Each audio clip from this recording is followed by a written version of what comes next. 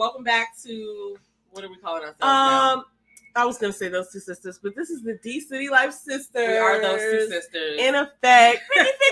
Okay, I did it, guys. Did you That's just do that? I did. We're all the way live. We're lit. What was that? I don't know, but I can't take it back. We're live. Welcome back, guys. Welcome back. It is me, Demita Joe, and my lovely co-host, Faith. I'm a none unicorn. other than I'm a unicorn. Yes, it's true, everyone. Okay, so find her link in the description below. Also, DC City. Am I saying that right? Yeah, DCityLife. What are you saying? DCityLife. DCityLife Sisters link is also in the description below as well, because we are going to eventually move these Thursday night lives over there. Yes. And I just also want to say, if you are a woman over 40 who is thinking about working out, but you don't know what to do, you're thinking about working out and you need some type of motivation to get to that point where you just start, definitely follow by Demita Joe. The link is in the description. Come and let's get our lives together, because I'm trying to lose weight too, okay? Listen, let me go follow that link right now. Everybody take a moment of silence. Yes, everybody follow us on all the things. We're doing big things out here, and we're just trying to live our best internet lives.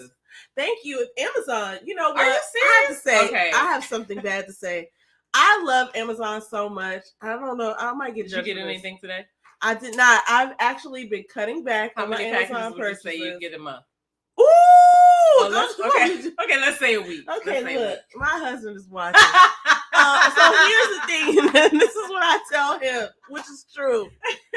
Sometimes it just be a lot of stuff because they separate the packages. They do. Right? They do. So if you want it right away, then it's not that I ordered a bunch of stuff. It's just the few things that I ordered are all in separate packages. Oh my God. But so no, for real. It does happen like that. They will put something in a whole box or whatever. Well, that's my story, and I'm sticking to it.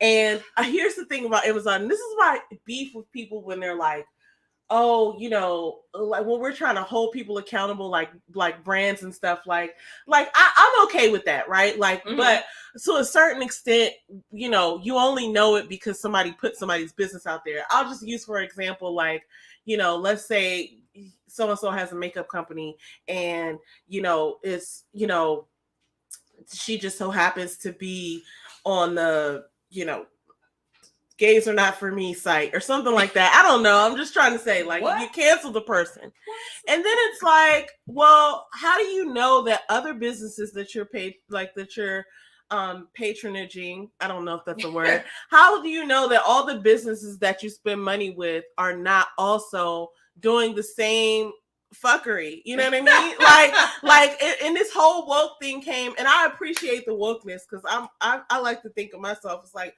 I'm not woke, but I ain't sleep neither. You know what I'm saying? I got one eye open on these ones. But anyway, my point is, I feel like when the woke movement really got underway, it was like, we're just like fine lining everything. And now, like, let's see what Kleenex is up to. And, you know, what's up with Apple? What's up with Lenovo? But there's certain brands that no matter what they were doing, I wouldn't stop going. And listen, here's the thing, Target. You're not going to take away my Target experience just because the owner of Target used to be racist 50 years ago or something like that. You know what I'm saying? Like, well, you know, it's a new day and I need to go to Target. Same thing with Amazon. Like, if Jeff Bezos messes around and like does something crazy, like, you know, cheats on his wife with a monkey or something like that, God. You know, well, he did cheat on his wife, I think. Or maybe he didn't. I don't know. Let me not put that out there. But she actually gave a lot of money. No. Yeah, so I think as she gave a lot of money to Bezos... HBCUs. I know she gave some to Bowie State. But she gave a lot of money, yeah. So, I mean, and he, like, everybody's trying to copy his model of the Amazon way. You can get anything from Amazon today. Hello. You know, and I mean, it is so convenient. My boss calls him Zaddy Bezos. He's like, listen, whatever Zaddy Bezos is into. So that's so funny. But anyway, yeah, I feel like there's certain brands that no matter, like, it's like I'll turn a blind eye. You know, they talk about like those wives. Tomorrow we're going to hear. Oh, Lord. And listen, this is controversy. Partying at Diddy's house. Controversy. Okay. And whatever comes. But I'm just going to live my truth. And then we're going to see what happens after that. Anyway, well, you know what? We haven't asked this in a while, but how was your week? this week was crazy. Okay, talk about like, it. Between work and I always say this, work and trying to get my entrepreneur life on and trying to live a regular life, you know what I'm saying? Trying to date and stuff like that. Like work has been crazy. Work has been crazy. The week has been crazy. But I will say that, and you reminded me of this earlier, like I completed everything I needed to do. Yeah. Everything worked out. You know what I mean? Yeah. No matter how stressed I was through the week, it still worked out. So I'm happy to be here. Yes. Back in the building. We missed last week. Yes. So we usually talk about Ready to Love. Ready to Love is coming back. Okay. And the next season is going to be I was about to say Detroit. It's going to be in Dallas, Texas. Oh. So, but no, there's a Love and Marriage Detroit coming. That's okay. But I have not watched any reality shows that I review. I watched Queen Charlotte and I watched this show called Beef. Did you see Beef? I don't think I did. You guys have to watch Beef. Okay, tell me all about what it is. Listen, when I'm not going to spoil it for you, but when I tell you, did you see that show You? I don't think so. That was about the guy who was like killing people that was messing with the girl that he liked. I thought that show was crazy. But it was good though. It was good. But this show all starts with a road rage incident. And just the shit that happened along the way. It was only like 10 episodes. I was sitting there saying, "Lady, what are you doing? Sir." I love shows like that. This show is crazy. From the first episode, you were gonna be like, "Okay, oh my god!" But just watch it all the way to the end. You guys will. All right, listen. It's another thing on my list that I need to watch. So yeah, I watched that. I watched Queen Charlotte. Queen Charlotte was good. If you've seen Bridgerton, you know who Queen Charlotte is. Definitely watch. That. And then the other thing I watched was The Ultimatum. So The Ultimatum is back. And this season is back because I think it just came out last week. So they only have 8 episodes because when I watched it was 4 episodes, and then now it's 8 episodes, and then it's 2 more to go. But this season is about queer. Wait, folks. So is it this? Oh, I did see that. So it's all girls. Is it still Nick Lachey and No, I don't know if they're still producing it or not. Though there was a new host, but I didn't check the credits to see if it was still produced by them or whatever. But it still was good. You know what I mean? But this was and I didn't think I would want to watch it because it wasn't like male female couple. Yeah. But it was just as interesting to fucking watch because the whole thing about it is somebody gives an ultimatum that hey, I'm ready to get married. And the other person is like, well, I'm not ready to get married. Yeah. So they go on the show to pick trial wives, and they do such a good job picking the people that match. Oh my God. How do you take 10 people and know that they can shake the bag up and everybody will have a commonalities or whatever? I just make up words, y'all. So yeah, it was really interesting. It still has. I've only gotten to the part where they have to make their choices, and they haven't made their choices yet. They cut it off, give you a cliffhanger. So yeah, those are the only things that I watched. But what did you watch? Did you watch it? Matter of fact, how was your week? Oh, you know what? I'm going to piggyback off of what you said. I've had a few tight moments this week. Actually, our whole team, this is like I say, man, no matter what kind of beef or whatever, we don't really have beef on my team, but like one thing that I could always say about my team at work is that we all work hard. We all have a common goal. Like everybody wants to do a good job. Everybody's looking out for what they're doing. It's not even like everybody's looking out for everybody else all the time, but it's like everybody wants to do a good job. So I'm grateful for that. I'm also grateful because I was tight this week. And I think all of us on our team like kind of went through this whole thing because we got a lot of projects going on at once. And like I only realized this today when they put something in the group chat and I sent like a meme or whatever for a group hug, and people was like, "Yes, thank you."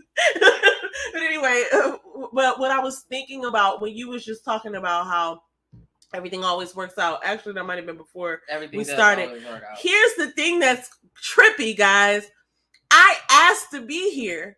Like, it's so funny when I look back on me of 2 years ago, at every point in my life, right? Like, I asked God, like, if you could just get me here. You know what? And like, I can we kind of forget about that. I wanted to be right here. And so now I'm complaining about here and I'm like looking at there. But the thing is, if I'm going to base it off of how history has played itself out, I'm going to be there in less than 2 years. So like, this is how it goes. And so like, you just got to get through this chapter, get through this challenging time, and then get over to the other side. Cause like whatever you focus on expands. And you want to just be focused on the right things. We were just talking about this. I gotta give this up to the universe or whatever, to the masses. Listen, this is your daily reminder. Whatever you focus on expands. Yep. If you focus on lack, you're gonna see lack. If you focus on negativity, it'll show up. It's right there. Hi, you called me. You know what I'm saying? Okay. Drama, whatever you focus on is going to expand. If you focus on positivity, if you focus on gratitude, if you focus on abundance, it's going to show up. It's like whatever you put your mind on, it's going to just expand. It's like, you know how you put a little magnifying glass on something and it burns and smoke comes out? It's like that's what your focus in your brain can do. Yeah, anyway, what you focus on grows. Yes. You know what I'm saying? Yes, It's like you're watering a plant, you're watering flowers, you're putting them in the sunlight, they're blooming. And that's what your thoughts are. And like the more I can get that into my own head, sometimes I forget. I got a little book over here that has all the thoughts that I want to focus on. And like all the things that I look at every day or I think about every day that are not positive. Like obviously I have a bunch of negative thoughts that flow through and I'm like, It's like if you ever been in one of those restaurants where it goes around in the thing and you just pick what you want, it's like that. That's how I think about my thoughts. It's like they're all orbiting and I'm like, not you. This one. Yeah, I'll focus on you. We went to one of those in Hawaii. They had like a couple of different things. They had the hot pot where you like get the food. Well, actually the hot pot was the same place. It was, you got your hot pot and your broth, and then the stuff goes past that you can pick. Yeah, and it just keeps coming past or whatever. But they also had one in the mall that you could just like pick, like, you know, lunch items and dessert or whatever. You know. I love those. You just pick what you want and put it on your table. I love those. I need to go back to Hawaii. Yeah, for sure. But like that's how my thoughts are, and I just try to hold on to the ones that I want to remember, and then let go of the ones that aren't serving me anyway. But anyway, my week was good. You know. That's where we'll leave it. And obviously, things can always be better, and that's where we're going. That's where we're going. Hey, we're here with y'all. We're here with y'all. We're so excited. All right, so we gotta get now that we feel like we just all laughing and giving like, yo, this is what it is because I just get to talk to my sister. Like this is what we're doing over here in our little corner of the internet. And like we're always giddy, we're always happy because that's who we are. Like I look at my sister. Sometimes I'll be like, oh, I have all this stuff to do. I got but I get to talk to my sister today. Yeah. So this is all love. This is what we do over here. But we do have some heavy topics, so we're gonna start out on. We're gonna start on these topics, and then we're gonna like get them out of the way so that we can get on to other more interesting things. Yeah. Not to say more interesting, but anyway, you know what? That we don't have on the list that I also wanted to talk about. Okay, Tina Turner passed as well. Oh my gosh, how could I? Yes. Oh, so we missed that because we were out last week, but definitely rest in peace. I do feel like she did not live in the States. They said she died peacefully at home or whatever. I feel like she, you know, lived her life. And then some idiot on the internet had already created, like 2 days after, had already created some meme of like Heaven's Door. It was like the sky and light, and then here go Ike peeking out. I'm like, this is really too soon. Like, what are y'all doing? But yes, rest in peace. Dude, it's so funny because when we were coming up, there were certain things happening that I just thought, you know, like you're just new to the world and you're just thinking like, oh, this is how it is. Like I remember discovering Michael Jackson and I was just thinking oh, this is a singer. This is what singers and dancers are. Like everyone's like this, right? And so I didn't know that we were getting the only Michael Jackson. So there was this time we used to live in this apartment and the only way I would get out of bed is if you would play that damn tape. I was about to say, what age do you remember? I had to be like 2 or 3. It was Michael Jackson's bad album. You were bad album. You were really young. I had to be 3. I wouldn't say you were 3 or 4, but I have that memory though. I would play the tape and she would be like knocked out sleep. I would play the tape and as soon as she heard the music to Bad, she was up. And I was like, oh my God. I remember that. That's hilarious. I do remember that. Because I remember thinking like, oh, I'm not going to get up until she plays the song. Your nephew's favorite song is Dirty Diana. I remember that. You know what your brother told me the other day? What else? We was talking about the whole birthday video for Robert. That was great, by the way. I laughed because I was telling her, you know, I remember a couple of things from my child. She used to read these books to me, like The Monster at the End of This Book. Oh, yeah. And, we were talking about the video because a bunch of people got theirs in. on time, and then there were others. And I was like, it reminds me of that tape, The Little Red Head. I don't know how many times you listen to The Little Red Head, but I know your mother listened to The Little Red Head hundreds of times. And she was like, oh, it's just like Earl. He used to make me play drumline over and over. I was like, wow. And look at where he's at. That's so crazy. Funny.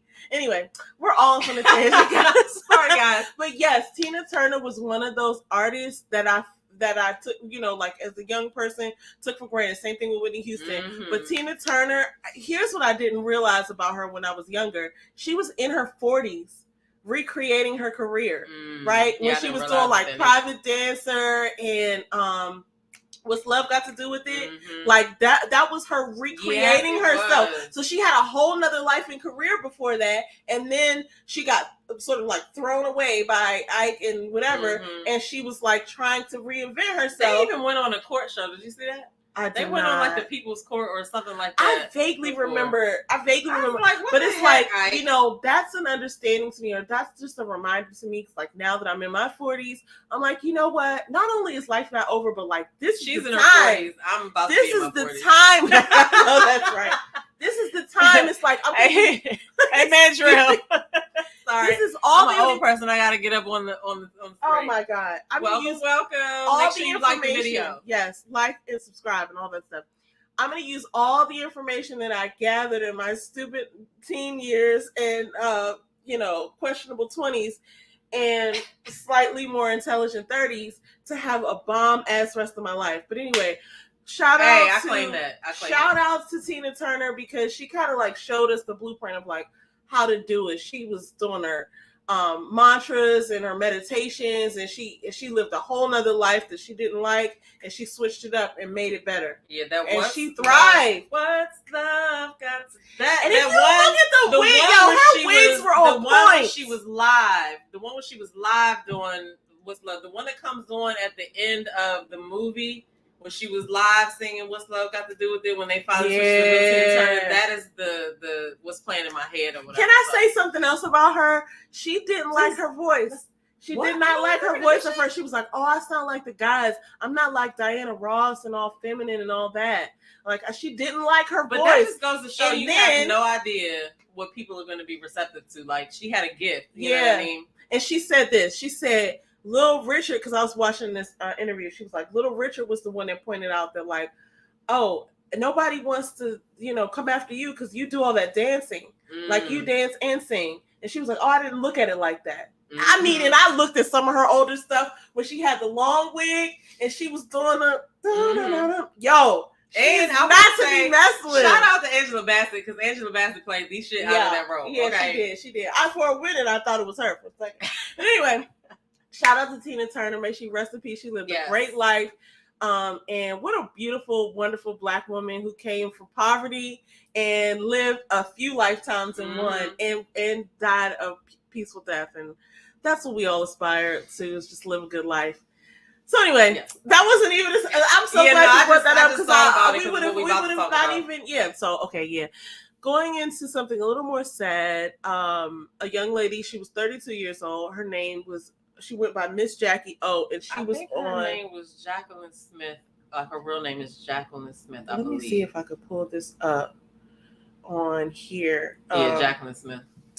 Yeah, this is sad. So if y'all watch Wildin' Out, you know who DC Young Fly is, and Jackie O was actually on this show before he was. So, she was already a Wildin' Out girl, I believe, when they met.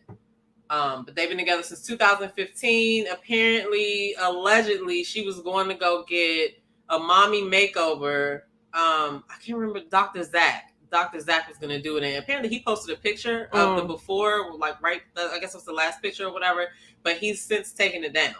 So, I don't know. Sad. But TMZ reported that she, it's confirmed that she did pass away. But some people have some speculation. So, like what? Well, I don't know yet because this just came out. So I don't know what the speculations are. But a lot of people who I saw speak about it in I was watching some shorts and they were saying, this is weird, blah blah blah. I'll just wait to see what the conspiracy theories are. But But yes, rest in peace to her. And I know these Young Flies, like, because they have a channel and everything. Yeah, they have, like, and I mean, I remember seeing the clip. And they just had a baby last year. Yeah, they have like 3 children together. So like, but the youngest will never really get to know her because it's only just born. You know what I mean? It's very sad, and I mean, you know, I'm learning to look at death in a different way. But it's very sad when a young mom dies and the kids are left to, you know, with no mom. Like, you know, they're left without their mom, and I know he's going through it, and it's crazy to me. It's always wild to me when a comedian loses somebody. Like I remember when Tony Baker lost his son a couple years ago in a tragic accident. It was like a car accident, and I was just thinking, like, you know, your whole perception of them, not that this matters, but your whole perception of them is that they're, you know, they're the person who jokes about everything, and then they go through this tragic thing. It's very odd, you know what I'm saying? But you know, we're all just out here trying to make experience life. And I mean, like, it's such a thing that you know, it takes you back, because it's like you just never expect this to happen. Regardless of who you are, you just never expect it to happen to you. You know? So anyway, shouts out to them, and prayers going up. It kind of brings us into our next topic, which is Jamie Foxx. We've been hearing a lot about Jamie Foxx, and you know, going back, we actually covered it a couple shows back, where we realized that Jamie Foxx was, you know, he had this is all rumors and speculation. People are saying he had a stroke. People are saying he had a stroke. People are saying, we know he had like a medical emergency, is what they called it. At the end of April. And then, you know, speculated, like, people keep this is what's irritating. People keep putting out these videos, these old videos from years prior, that make him look like he's, you know, he's out there now. And so we really don't know what happened. So then a couple weeks ago, his daughter put out a statement saying, like, he's at home, he's recovering, he's been playing pickleball and all this. And I was really hopeful at that moment, because I was like, oh, okay, yeah, they just want their privacy. So I'm torn on these types of things, because half of me is like, give them their privacy. You know what I'm saying? Like, I'm an HR person, so I'm thinking about HIPAA laws and stuff. Listen. Hear me when I'm gonna let you go. I'm gonna go ahead and do something. Hear me when I tell y'all that whenever you're looking at something on Instagram or Facebook or even YouTube, the comments are ridiculous. Okay, so this person says, so he was playing pickleball paralyzed. And I'm not laughing at the whole situation, but I'm just like, that is a question that we all have. You know what I'm saying? I mean, okay, I have so much to say. But here's the thing, it's not him saying this stuff, so that's already being speculated. Like, obviously there's something going on. But that's the thing, Faith. Why lie if you know that it's a dire situation? Like, if you just broke your leg in the hallway and I can see the white meat, why would I come in here and be like, she's outside jumping rope? Here's why. So the question is, why lie? So we'll just take this off the screen so you can see my face. It was the specific lie, though. It wasn't that she lied at all. It was what she chose to say. Here's what we're talking about. The question is, why lie? I'm going to give you a few reasons. Number one, you know, you want to be optimistic. And if they really think he's going to recover, that he has this opportunity, or, you know, if there's a chance he could recover, and they don't want to, like, sort of, I don't say damage his brand, because we all care about him regardless of whether he's paralyzed or what. But if people don't want to speak that, and they just want to live in the moment of, oh, he's going to just recover fully from this, that's one reason to lie. Another reason to lie. Let's really address the lie, though. Like, if you say he's doing fine. Yeah. He's recovering at home. That's part of a lie that you could say, okay, I'm trying to keep it optimistic or whatever, but to specifically go further and say that he was playing pickleball. Sports, yeah. Not to mention, there also have been several updates on his pickleball Instagram, on his bourbon Instagram, to make these businesses still, like, they're keeping up the post on that. Yeah. You know what I'm saying? So my thing is, why say that lie? Why say something totally... Maybe it wasn't a lie either. You can play pickleball, I'm sure, on an app on your phone. Oh, like, God. People can say a whole bunch of things. But if he's blind, he can't see that shit. I don't know. I don't have the answers. See, that's my thing. Like, why say more than you have to? And now, like, because here's the thing, right? you have all these conspiracy theorists out there, and sometimes I do slide in that lane and question I certain do too things. sometimes, You know what I'm saying? Because sure. if it doesn't make sense, you have to wonder what the hell is going on. Yeah. And so, okay, I understand. You want everybody to chill out, think he's okay, whatever. But the more detailed you are, the more you bring in speculation. Yeah. Also, if you were Jamie Foxx and you were okay and you did actually play pickleball, wouldn't you just do a 5-second video to be like, I'm good? See, that's the thing. Here's the detriment of that. Obviously, he's not up to speed the way that he wants to be, because by the time you put out where he is now, you know what I'm saying? Like, I'm thinking that it's not good. You know what I'm saying? I'm not saying he's gonna die, but like, all right, check this out. As a celebrity, I feel like you should know certain things to say, right? And you should know if your father is private, like he's been, you know, everybody's been claiming to be, like, she could have just left it at, please give us our privacy at this time. He's doing fine recovering. Well, yeah, for some reason she didn't want to do that. But like, think about she updated the pickleball site in the well, she I don't know if it was her, guys. I'm just saying. I don't know. And we don't know what's happened to him because we haven't seen anything from his mouth. Only thing that I'm seeing is annoying people putting out things. Okay, Canada in the house. I can't say it like you would, but I tried. Thanks, Joba. We haven't seen him make a statement himself. That's the only thing at this point that's going to get me to know that he's okay. And so we were bringing this up because there's a journalist named AJ Benza. You already said this. That said he's partially paralyzed and blind. And he actually said that the reason he thinks that is because TMZ sources, like, so apparently, and I mean, I would understand this. This makes sense to me. TMZ has sources that they wouldn't name, but will tell them, like, they probably got people at, you know, Sinai. They got people everywhere in police stations. Because when stuff comes out on TMZ, it's real news. It's usually, confirmed. Which is wild if you think about where TMZ was like 15 years ago. It was like considered the tabloids. Now it's like, they're like the Associated Press. TMZ posted it. They're like, AP, like it's like the Associated Press. Like, it's like Twitter. So Peter Guns is spoken up. Twitter's not Twitter anymore. Peter Guns is in the comments. Peter Guns, you're not cheating. Shout out to Peter Guns. Is that the real Peter Guns? Yeah, probably. I don't think that's real. He says, why the fuck would he say that? Extremely unethical. So he's saying, why would the guy say what he said? So tell us what the guy said. Here's the problem. So the guy was saying that they went back to like the whole COVID vaccine and all of this. And then he was like, the symptoms that they spoke about, like him being whatever the symptoms were, I don't want to mess it up. He's like, whatever the symptoms were indicative of a blood clot. And if there was a blood clot, that would make sense because, you know, that would cause paralyzation and things like this. But my thing is, it's all speculatory at this point until I see Jamie Foxx on live. You know what I'm saying? And then with AI and stuff, I still won't believe it.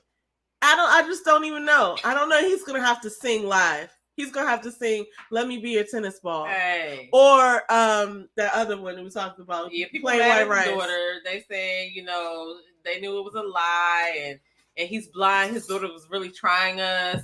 And this person tags that person and says, girl, he wasn't playing no damn pickleball. Here's the thing. Oh, God, Jamie. Internet, we have to do better. Listen, hopefully he is recovering and hopefully he'll make a full, like 110% recovery. So he was saying that he thought that the vaccine was the issue as to why he had the blood clot. Because he said he didn't want to get the vaccine or whatever, but they had to do it for that movie. For a movie he did. But, you know, I mean, this is all speculation, and people can say whatever they want. This guy, AJ Benson, seems to be a credible source, but that's the first time I've seen his face.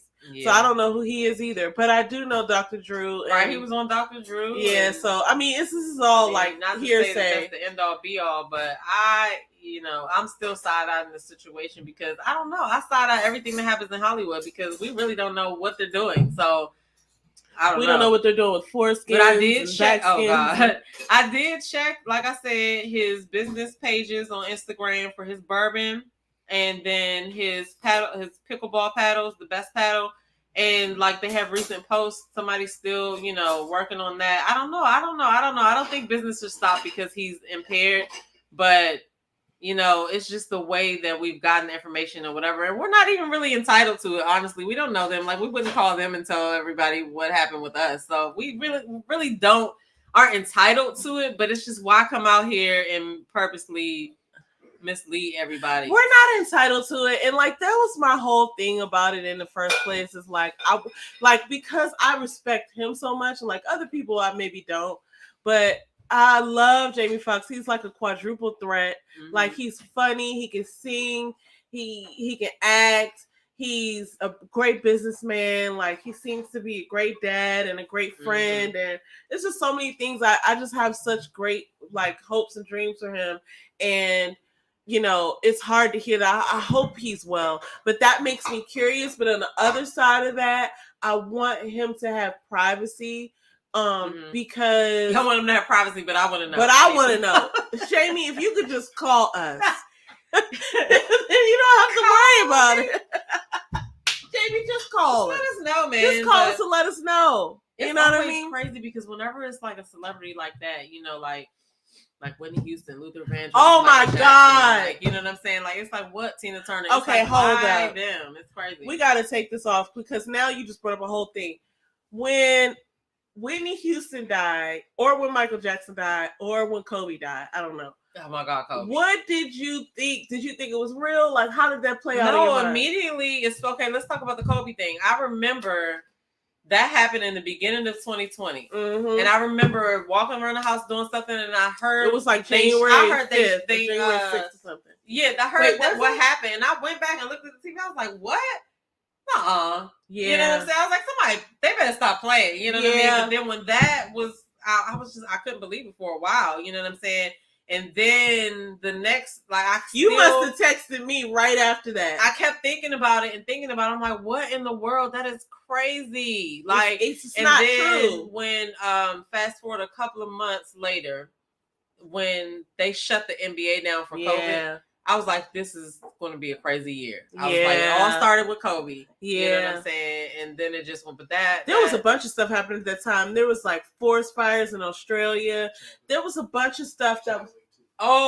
Chadwick Boseman. Yes. It was a bunch of things that was happening at that time. And I remember it was wild.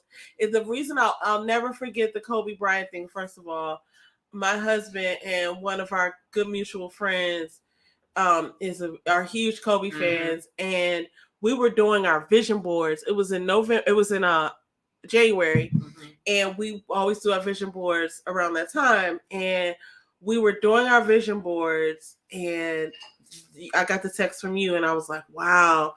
And we ended up I ended up going upstairs and printing out like Kobe quotes and things like that. And actually, we were always into like those motivational videos, but like at that point, I really started tapping into like Kobe Bryant, and like his idea of how a process works is so profound. It's like, I know he's mostly known for basketball and for his work in film, but like his idea of the life cycle of a process is like so amazing. He could have easily been like a scientist. So anyway, that's my thing about it. But I just wanted to know, because I remember when Michael Jackson died in like, what was it, like 2009? I remember thinking to myself, well, that's a lie. Like, I was working in a bar. I used to work at Ugly Mug. And I was that was one night I was there, and somebody was like, oh my God, Michael Jackson died. And I wanted to slap the person. I was like, you shut your dirty mouth. Don't you come here talking like that. And then I literally grabbed my phone like, I have to Google this. Mm-hmm. And that was the first time I ever thought to myself, well, Google is wrong. How did this happen? Mm-hmm. I was like, what? I believe you would say something I like literally was like, how did Google get wrong like this? They're going to have to shut that thing down. I could not believe it. I could not wrap my mind around Michael Jackson being dead. I just couldn't.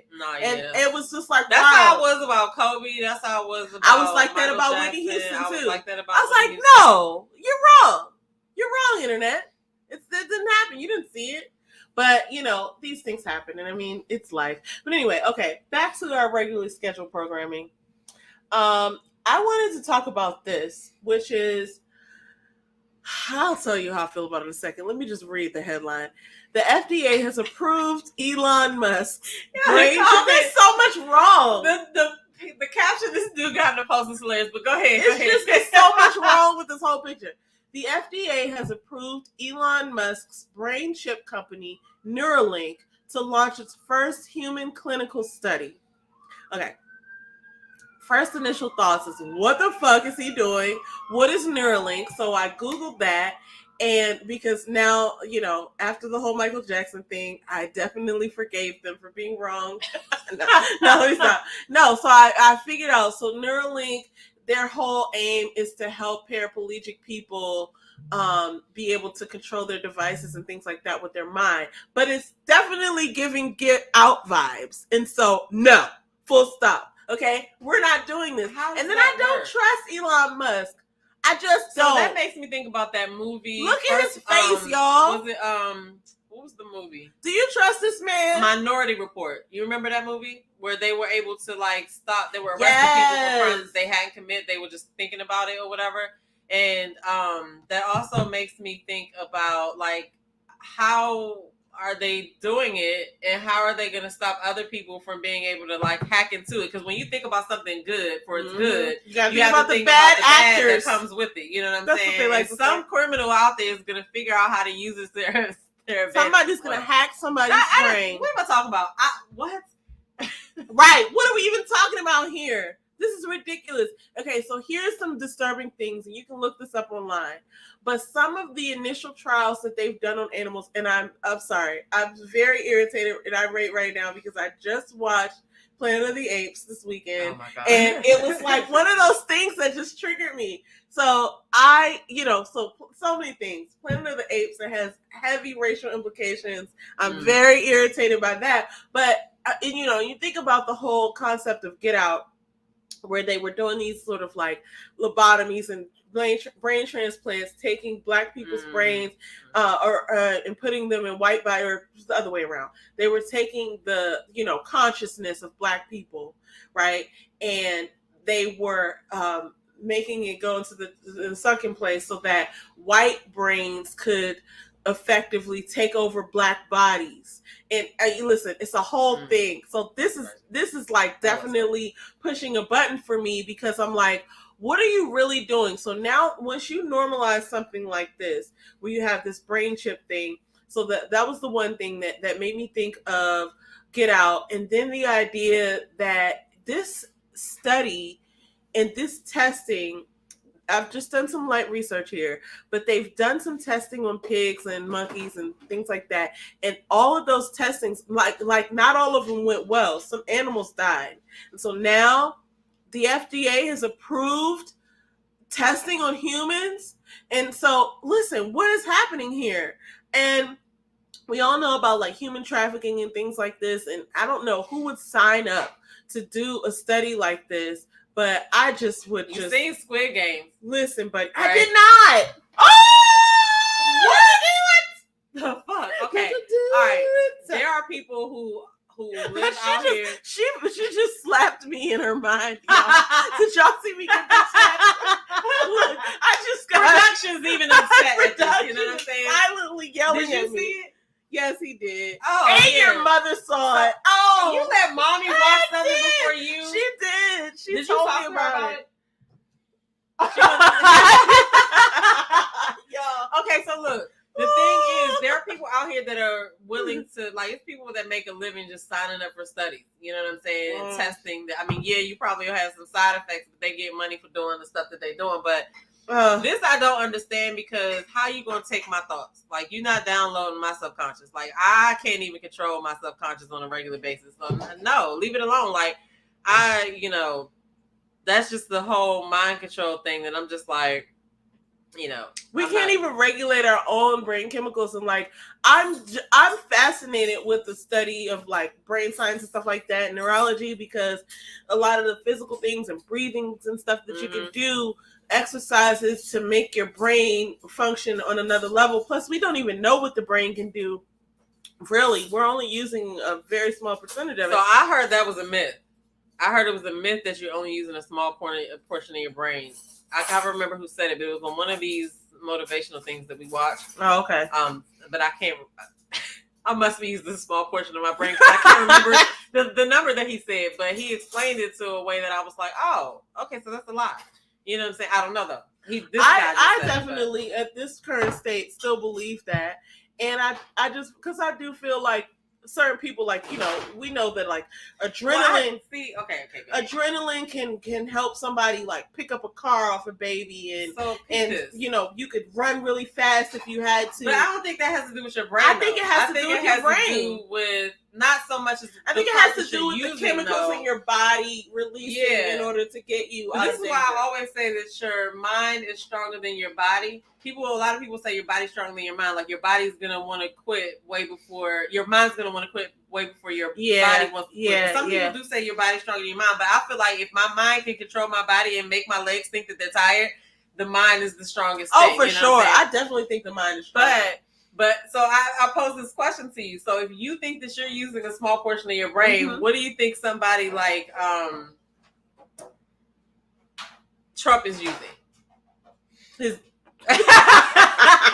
like I was getting ready to say something. I'm gonna look into that more. I'm gonna send you the video that I saw because I'm pretty sure somebody that we both watched that said it, and they explained it. A fraction. They explained it really good. I'm not sure. I don't think. Actually, maybe he's not. Maybe he's dumbing it all down. Maybe he's like Buddha or I gotta something. see who it was. I don't think that it was Joe Dispenza, but it was somebody that we watched. So Joe Dispenza and Andrew Huberman are my go-tos for brain study and science. Joe Dispenza has a great Joe Dispenza is so amazing. Like the studies that he does, I'm a fan. Like I'm literally a fan of this neurologist. So he's not even a neurologist, but brain scientist. Yeah, but I don't want this brain shift, and I don't want anybody. I don't want none of that. Like I said, who is gonna be the gatekeeper of who can use it or not? That's my thing, and no matter what people come up with, I'm saying that because I don't understand. No matter what people come up with, there's always going to be somebody on the other side doing something completely wrong with it. So I don't want no parts of that. Now, this next thing right here, I definitely want parts of. And I got to talk about it, y'all. Are y'all ready to talk about this? Because this blessed me. I ain't going to lie. This blessed me. And I looked at it. Go ahead. Shout out to Sarah Jakes Roberts, okay? Yo, Sarah Jakes Roberts is the truth, okay? She preached her wig off, y'all. She preached her wig off, literally. But what's funny is, like, a lot of people saw, so I came upon this by seeing the clip. Let me see if I can find the other clip of when it actually happened. Okay, yeah, this is the one I want to show. Let's add this to stream. Yeah, so here's what happened. Okay, here's what happened. Because I watched the whole service. Now, I didn't watch it initially. What I did was, I've been a fan of Sarah Jakes Roberts for at least like maybe 3 or 4 years. Like, I knew who she was initially, but because I knew who TD Jakes was. But only in the last maybe 3 years, 4 years, have I been like following her. So sometimes I'll log on, she does these lives. And the thing I really appreciate about her is just her realness. Like she just be saying regular girl stuff. Like even though she's like a preacher's kid and all that, she just be saying real stuff, and she's now a preacher herself. And okay, here's the thing. I saw this on Sunday. I remember when he passed it over to her or whatever. I saw this on Sunday and I was like, oh my God. And then part of me went into this idea of like, okay, was this staged? And then I was like, no, that's totally not her. Everything that I've gotten from her over the past like 4 years, she just couldn't do anything like that. Another thing is she really loves, this is me debunking people who think that she did this on purpose.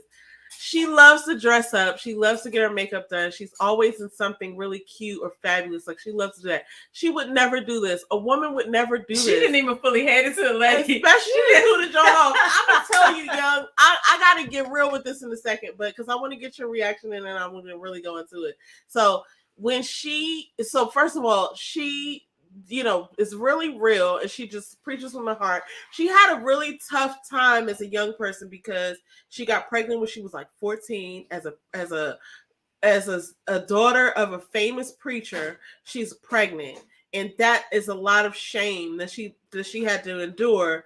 I think it's probably, I'm not gonna say it's common, but I think that it's less uncommon than one would think, because preachers' kids are usually like not saints. Mm-hmm. Okay, every preacher's kid I've known has been a risk taker, yeah, a line walker, or whatever. Well, look what she is now. Here's what I know about her. She wouldn't do something like this on purpose, because another thing is like about Black women, it's just like, this is very embarrassing, right? Like just on a regular day, if you were just out at the CVS, it's embarrassing if it falls off. But honestly, you think that she wouldn't have done this? Like, so okay, tell me, you don't think that she considered it in any of her sermons? When you sitting there writing your sermon down and you like, I need to do something to connect with the people or whatever, like, you really think that she didn't plan to snatch her wig off? I don't think so, because it's very okay, here's the thing. You would have to already consider that, like, people gonna say it's fake. Right.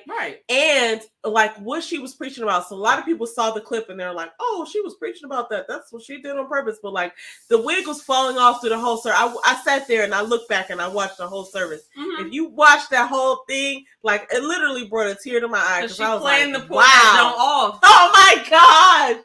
No, I don't think so preachers do plan their sermons. I get it. Yeah, I know. And they talk in the voice that they would preach. Sure. And absolutely.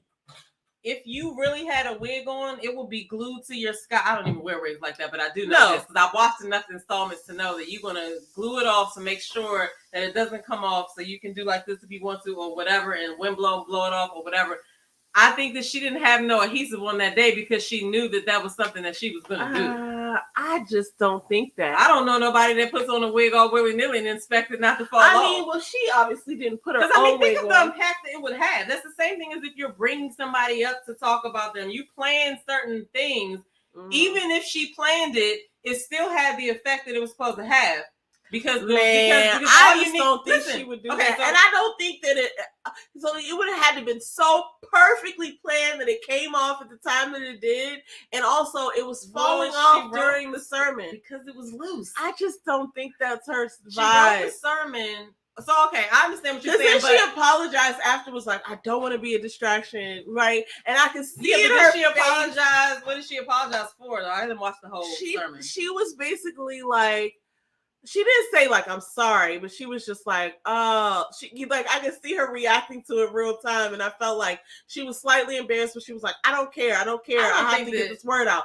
Also, the sermon that she was preaching, it was so funny because it wasn't like readily applicable to what she was saying, but it was like, if you think about like what she was saying, it wasn't, and here's the thing, I wouldn't say like she planned it, like it had to go this way, but the idea that she had to be so like, listen, I gotta take this off. Like it just made sense to me. But that's I get what you're saying, and you are so sweet in the way that you think that. But like, you have to understand that we are in 2023, and there's a bit of performance in everything that happens. There's Instagram or whatever, and things are set up. Now, I'm not saying that takes away from the message. I'm just saying that if I was a preacher and people are filming and it's being streamed everywhere, whatever, you best believe that I'm going to make sure that everything's decent when this wig comes off. Because she could have thrown, who knows what we don't know if she wears a wig cap all the time, like, but she wore one that time. Oh, you have to wear a wig cap, or else your edges is going to get bad. I know. A lot of people don't have edges that wear wigs, but I'm just saying, a lot of people, everybody doesn't wear a wig cap. Some wigs come with wig caps or whatever, but the point is that I'm trying to make is that it's not far-fetched for her to have done that and planned it, because it doesn't take away from the message. And the day that we live in, a lot of people relate to it. You know what I'm saying? A lot of people, like, it went with the message. Even in the little clip, I didn't watch the whole thing. I'm gonna go back and watch the whole thing. Oh my gosh! In the clip, it went with the message that she was getting on there. Oh, so my point is, it's not a bad thing that she planned it, but I don't believe that. So you mean to tell me that you don't think that she planned it with planning on putting her makeup, planning on making sure her wig cap was situated right, and not adhesiving the wig down? I do not believe it, because here's the thing. So the wig was falling off several times because she was pulling it back. By the time she actually, because it wasn't time for it to come off. Wait a minute, let me tell you this. By the time she pulled it off, she knew it was coming off, and then what she was saying, now she did put it to what she was experiencing. I don't think she would have done this, only because there was a run in her stocking cap, and I just don't see her doing that. Okay. Like, I just don't see her doing that. I feel like she would have just brought out a prop or done something different. And I Why? feel like, because she don't need to do that to get to you, but she might have needed to do that to get to people that wear wigs. But I feel like she could do better things, and I feel like it would. But that's for I you. I feel though. like from what I know about her, that's still embarrassing. Even though she said on stage, like, I don't even care. I don't even care about this wig. Right? She said that. I don't care what I look like. I know she cared. I could see it in her eyes. Like, this is an embarrassing moment. And I feel like, if dare I take it here, I feel like for Black women, it's just something that is unsavory that you would never want to happen to you. It's like a period stain. Okay? It's not. like if you like don't fart on a first date. No, for it's you like you it never is. want that to happen to you. For you it is, right? Yeah, but yeah. But like her, you would still look cute without your wig. But the thing is, it serves the purpose. It drives it home. It's the same thing like the preachers do and say certain things because they know it's going to get to a certain people. What do they call it? Shock jock or something like that? My thing is, you are faith, right? And you know, that's something that you would be embarrassed by. But and there's a lot of people like you that would be embarrassed. But she doesn't strike me as the person who would be embarrassed about it. She's not listening. Sorry. I know she doesn't strike you as a person that would be embarrassed about it. We agree to disagree on this because I know that a little bit. You know, that probably touched a lot of people in the crowd. And I'm not above thinking, or, you know, it's not lost on me that they do certain things to relate to people. And that probably related to a whole bunch of people. I definitely think that she knew that she was going to take it off. Because like I said, somebody out there that's a wig wearer, please tell me, do you always make sure your wig is stuck down? Yes. Or if you know that you're going to pull it off, you know, whatever. It is what it is. But I'm not taking anything away from her. I don't think that it was shameful or deceitful or anything like that. I think that she just was writing her sermon and she said, I'm going to pull my wig off. I might preach so hard that I'm going to pull my damn wig off. Now, that would be so like profound, but here's two reasons why I think. Okay, so first of all, her mom is like an old school mom. I just feel like it's frowned upon. Also, I feel like, okay, so here's another thing. In the church community, it's sort of like a thing for women to be preachers. Like everybody says, like, oh, women aren't supposed to be preaching anyway, and da da da. So I feel like she wants to fight the good fight to be able to have the stage. And one of the things that they say about women preachers is that you're a distraction, right? Like your body is a distraction, your makeup is a distraction, everything you do is a distraction. It's like the same thing like when we look at other cultures, or like when women have to cover their hair, or wear like, what do they call it, jihad? And like if people have to do certain things just to like be a part of society and be proper. It was called a hijab. I fucked it up. But here's what I'm saying. When she got to the end of the thing, exactly. God knows her heart. Yes. So listen, I don't know. I think she felt like she felt that thing at the end, because she was like, man, I don't want to cause a distraction. I'm trying to be taken seriously as like a preacher of God's word, and here I go having some wig malfunction, which is not even a real thing. It's not like a nip slip. You know what I mean? Like, that kind of thing happens. I don't think it was staged because of several reasons. I just don't got her doing that. And she talked about it in the thing, how I felt like she was trying to justify it at times. Like, hey, look, if the wig come off, the wig come off. She was like, y'all been in the fight before. You got to do what you got to do. Like, she got real nitty gritty in there. And I felt like she knew it was going to happen, and she tried to like prepare herself for it. She also did a live today with her husband that I didn't get the chance to watch the full thing. I watched like 10 minutes of it because I had to work. But I don't know. This is gonna be a funny thing because we disagree on this. I mean, I get your point. I feel like I said, people that are in the media and people do things on a regular basis, they have extra steps to go to make sure shit like that doesn't happen. Yeah. And her being in what she does, I gotta believe that she would not make that mistake. So my point is, something like that would get people's attention. Everybody that even doesn't go to church is probably gonna watch it to see, well, oh my God, her absolutely, and that's what the comments were saying. So that's what I'm saying. But as a woman, to me, well, I can't even speak on her behalf because I don't know her, and I'm not a woman that wears wigs. And but I think that, you know, that's not something that.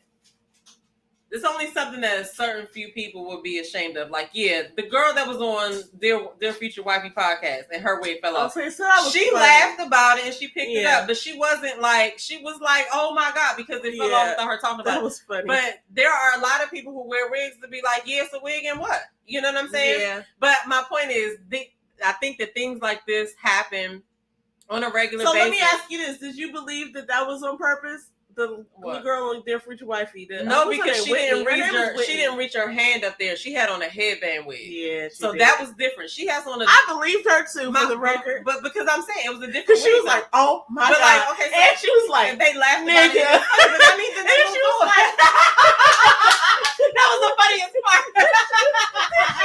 I was like, "Are you gonna cut that out?" She was like, "You gonna keep that in?"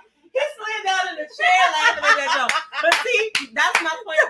That kind of helps my point because they had on different wigs. She had on a headband wig, which you do not, you clip it in some kind of way. But this one wasn't that. But my point is, in this certain limelight, like there are going to be certain things that you just probably going to have more balls to do than somebody else. You feel what I'm saying? And as a preacher, a woman preacher, the daughter of T.D. Jakes, you can do whatever you want to do. You feel what I'm saying? Yeah. But you do. I feel like preachers do, ministers and preachers, I feel like, yes, they use their words, but they also incorporate things that can happen in real life to relate to certain people. There's a, you know, but my whole thing is this, like I said, I don't think it takes anything away from her sermon. No. I don't think it was something that, oh, she's fake because she pulled it off and she knew no. I think that, but I do think that she was with the Lord writing that sermon, and the Lord said, you should pull your wig off. Oh my gosh, no. And she said, no.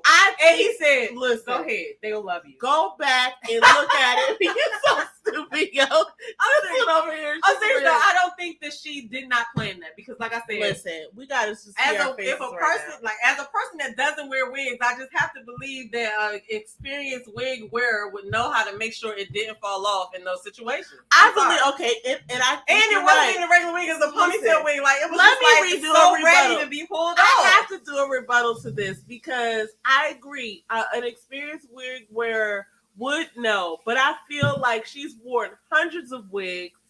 She's always wearing a wig, right? Like I don't even know what her real hair looks like, to be honest with you. Yeah, sometimes. How many has she snatched off? 0. This is the first one. How many have fallen off? I've never witnessed her. Has a wig ever slid back before while she was preaching? Not that I've witnessed. But this one was what? This one was different. It was falling off all the whole sermon. It was falling off. It wasn't the whole sermon. But how many wigs has she worn? But that wig did not look. I mean, I've seen her in dozens of wigs. She must have hundreds of wigs at her disposal. Okay. Hey, that's all I want. That's all I don't think that she would do that. I don't think that she. Listen. I feel like there are other things. I don't think that she's thirsty for attention. Hey, Tony.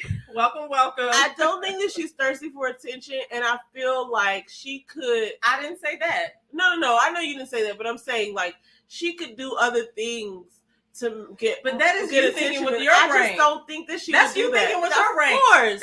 Is that her congregation?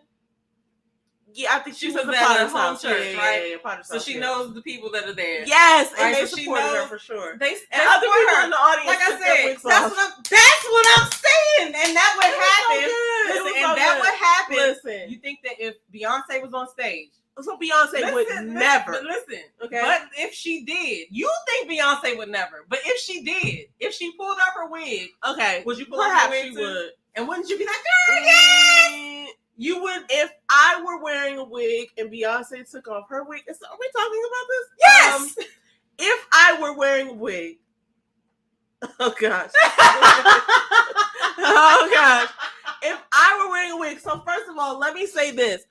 If I were wearing a wig to Beyonce's concert, it would be for her to see me in that wig. What? It would. It would be like, look, girl, I got a wig just like you. you because I just don't. So what I'm saying, even if though she I had have a moment, braids, I if she don't had a believe in moment, wigs. if she had a moment of solidarity where her wig was slipping off, right, and she pulled it off, you would still be like, you know, in support of Beyonce, right? I would be supportive of her, but I wouldn't take off my wig. But see, that's you. That's what I'm saying. Okay, so here's the thing. As a person that doesn't wear wigs, you know, it's not embarrassing for me to show my real hair. You know what I'm saying? No, I have worn wigs, and I'm not saying that I would never, ever wear wigs. Actually, I haven't, so I don't even know why I said that. Wait, have you? You've never worn a wig? I had weave in my hair before. You've never worn a wig? Really? I don't know. I'm just saying I don't remember. I remember putting some weave in my hair before when we used to work at Longhorn. But my point is, as a person, I used to wear wigs. But as a person who doesn't wear wigs, like to me, it's like, okay, this is how my hair looks. So like, I'm not going to be embarrassed if it comes off. Sure. But a person who wears a wig might be. But I just gotta believe. Okay, I just gotta believe that Sarah Jakes Roberts. I feel like she was writing that sermon. And the thought came to her that maybe she should do it. All right, listen, we're going to lose a lot of people here after this because I'm going to say this out loud and we're going to fucking see what happens. There is a certain sort of like, what do I want to say? What are you about to say? Because sort of language, there's a certain reason behind wig wearing that I just don't want to participate in. Now, here's the thing. Some people need to wear wigs because of health reasons, right? Alopecia and other cancer things, and stuff like that. It's Halloween and you want to wear a wig. Yeah. I've worn wigs for several reasons, and I felt like it was none of those health reasons, though. So I just you felt funny with the wig off your head. I just want to say this. Okay, here's the thing. I gotta get it out. Get it out. So number one. Come on, let's go. I love this girl right here. This is my dog right here. Okay, so listen. There's a certain thing that happens when you put on a wig, because at this point in my life, I feel like putting on a wig is covering up what's real, right? Mm-hmm. Like, so that's my thought. It's like putting on someone else's skin. You know what I'm saying? Even if it's like a plastic wig, like if it's a play wig and you're like playing dress up or it's Halloween or something, that's one thing. But like if you're actually covering your own DNA to put on, especially someone else's DNA, right? Like if it's a real wig, then it's a certain form of weirdness. And I'm not judging anybody, but for me, it just feels like I'm gonna cover my own DNA, put glue and all this shit on my own DNA to put someone else's DNA on, and I just feel a little bit of way about that for myself. Mm-hmm. Now, I do see other people who wear wigs like Beyonce, and they look fabulous, and I love that, but understand that putting on a wig is a commitment. There's heat under there. There's things under there. There's things that are happening under that wig. It did not come off when it was First of all, we have to believe, listen, this is why. If I made the decision to wear a wig, then we all have to be committed to this lie. Do you understand what I'm saying? Okay, so this is something that we're all living right now. Like, I'm going to put on this DNA and we're all going to pretend that this is happening. This is real. So I see what you meant so when you now said it's like some people, whatever, because I get what you're saying. And so if I'm making the whole decision, because it's not a like, oh, I'm going to put it on, I'm going to take it off. There's so many implications even within our culture as Black people that tell us that we're not pretty enough, that we have to do all these things, and we're not even getting into that. We're talking about a random Tuesday, and I decided to put on a wig. Now, everyone around me knows that that's not my hair. I'm the first person who knows that, but we're still going to do this. I'm hot. I'm uncomfortable. It itches in the middle, but I can't tell you that. And I'm going to go along with my day. I'm going to keep my jacket and my sweater and my purse on, and I'm going to hope that everything holds together so we can all be involved in this lie. I'm just being real with you guys. We're all involved in this lie. So for me to rip that thing off, it's a whole weird, that's like, exportation commitment. I think that part of you is speaking from a natural girl's lane. Sure. Because you have comfort in how you look regularly, normally, how your hair grows. You have comfort in presenting your real self on a daily basis. So it would be weird for you to put somebody else's hair on. Like, I feel what you're saying, because it's like that. I'm not judging anyone. I just want to make that very clear. But I'm just saying, like, you feel like And I agree with you because I would not feel comfortable going into work or outside or whatever, putting on a wig that just doesn't look like my hair texture. Now I will wear an afro wig because my hair is short right now, but it matches the texture, right? And the thing is, you can play around. As women, we can do those things. And I just don't want anybody to feel judged by my decision or whatever I just said. Okay, I feel what you're saying, but it is kind of a judgment. But if we can't, but I agree with you on it because here's the thing: you're not questioning, but you're pointing out a good point. Like,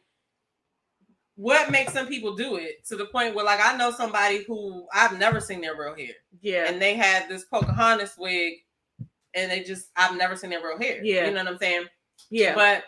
It is what it is. It probably does take work. You know what I mean? I just like my hair to be free. I like to be able to wash my hair whenever I can wash it. There's no air getting in the scalp. And like I said, I'm not, to each his own. But that's why I'm saying, like, for you, you're coming from the natural girl. I'm okay with myself point of view, and it would be embarrassing for the lie that I put on my head to come off and show that we've been all pretending this whole time. But I feel like somebody who wears wigs, it's like a normalcy amongst people who wear wigs and know that people are wig wearers. That it's some cornrows up under, it's a wig cap up under. It is just regular. Yeah. She had on her makeup. You know what I'm saying? She looked cute. She had her earrings on. It did not change her appearance. And she looked cute when the wig came on. That's what I'm saying. It didn't take away from her message. It didn't take away from her thing. But what it did was it made a lot of people who probably wear wigs feel that much more connected. Like, girl, that's right. And the message was crazy. And it probably touched me.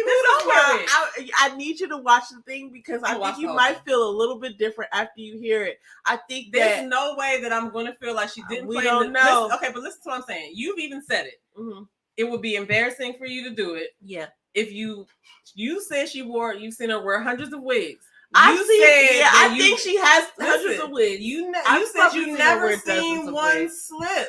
Never. And all the time that you've been watching her, she always looks so well put together. That is crazy that this one time, and that's why it would be slipping multiple times. She would, I mean, as long as you are, I'm so transparent with that. Cool. And I'm not judging you for your thought, but my point of view is that I feel like she knew that it was a possibility that she was going to do it. If we're about to go out there for a show, right? We're about to do a show. It was loose. I bet you B. Simone would do it. You know what I'm saying? Because she don't care. But like, say we're about to have a podcast show in front of live people, right? And we knew that we were going to have some topics where we were trying to get women empowerment and stuff like that. And like, it's the same thing as somebody wiping makeup off their face to show their real face. Sure, I've seen that before. But that's what I'm saying. Like, that act of pulling the wig off is something so simple yet powerful. It is. And I can't believe that she would miss the opportunity. I can't believe that somebody who is experienced at wearing wigs would not make sure that it wasn't going to come off or that it wasn't easy enough, easy to now to your point. And so this is what we do in this show because I disagree. However, I will say we're two sisters. These are our conversations. This is actually how we talk, and you guys are just here with us to join in the fun. Now I disagree with that, but I will say, let's just say, right, that you're right. So the wig was mad loose. Like, okay, so first of all, I've never seen her with a ponytail wig, and then why would somebody wear a ponytail wig? It's easy to grab. And so that's another thing that's so funny. But when the thing started to come unhinged, it was like obvious that it was coming off from the sides, and I have to think that whoever did her makeup did not do her wig because her makeup was on point. Like, it was blended well. Like, I could see, because I'm a makeup wearer, I could see where the makeup was. Only because I wear makeup, I could see that whoever did her eyeshadow, whoever did her concealer and blended it into her foundation, they did a great job. And maybe she was like pressed for time that day, I don't know. But like when the wig started to come off and I could see the glue, and I don't, like I said, I'm not a wig wearer, but I know how they're applied because I just watched that many YouTube videos. It is odd that it came off the way that it did. I will say that because as a non-wig wearer, but a wig watcher, I will say that, like, when it started to come unhinged from the side, and she knew, you know, well into the thing, but like, you're on stage, you're preaching the sermon, you can't be like intermission. You know what I mean? Like, you're into the thing. But see, and she even looked over there and was like, "It's ready." No, it's she time. So when you watch the whole thing, you gonna watch the whole thing. I'm gonna make you watch the whole thing. When you watch the whole thing, you'll know that, like, she pulled it up several times. She was trying to save that thing. She was trying to save that thing. She doesn't have to do that. And then she was like, "Oh, you know, about to pull it off." And then she was like, "Oh, my wig coming off," whatever. She said it, and then she started preaching again, and then it started to fall off again. And she was like, "Oh, well, I'm gonna just pull it off this time." And then that's when everybody went wild, and then people started pulling off the wigs. But it did go with the sermon in a way, but it wasn't like ready with the sermon. It was just like she kind of like incorporated it, but it didn't. And then I could tell that she lost her focus for a second. So I don't think it was staged. Honestly, like, the baseline, and then we're gonna move on to the next topic. Because we talked about this way. We did. This was so good, but I just, you know, I don't personally believe that she did that, but I could see what you're saying, and the way that it did come off. But you know, I'm a skeptic. The way that it did come off, I will say that the way that it came off from the sides, you know, it would be clear. She would have known. Okay, here's what I would say as an ex. I'm not even like an ex wig wearer, but having worn wigs before, I would notice going out that it was loose. I would be like, no. We need some more glue right here. Because she needed more glue right here. Because the bangs were great in the way that they would have caught it. But she needed more glue right here. And I knew that as a regular wig wearer. So she would have known. She probably knew like 10 minutes on stage that her wig was coming off. But when you're on stage, you just I would give that to a person who's a novice wig wearer. But I don't have wigs that have experience. combs in the back, and they also have adhesive lace in the front, some of them. And I feel like she had a nice. I don't think she had a comb in the back, because that was one of them ones with the ponytail. No, in the inside of the cap, they come with these combs to like clip. Or with these ones clips that they have nowadays where it glues all the way around. Yeah, but inside, if you push it out, there's something in there that holds it to your head, and some of them have. If you pull it inside out, some of them have combs in it. However, like I said, I'm not a wig wearer, but like I said, even me, I would make sure that shit was stuck. We're going to agree to disagree on this one. Yeah, we disagree, guys. We disagree, but this is a great conversation. Oh my gosh, I can't wait to talk more about it because we are at some point. Guys, these conversations don't end. Do you think these conversations end? All right, now we're going to get to the main topic, and we're an hour and 13 minutes in. Now, let me talk about this right here. Mm-hmm. We must discuss this. I got to talk. Should I start with this one? I feel like I should talk. Yes, this is the one I want to bring up.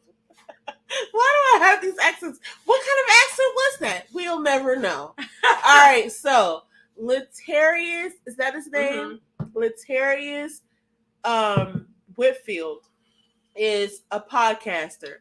He has a podcast called Dear Future Wifey. It's called Dear Future Wifey Podcast. Mm-hmm. It's one of my favorite new, like, it's not even a new podcast, but I just discovered it, so it's new to me.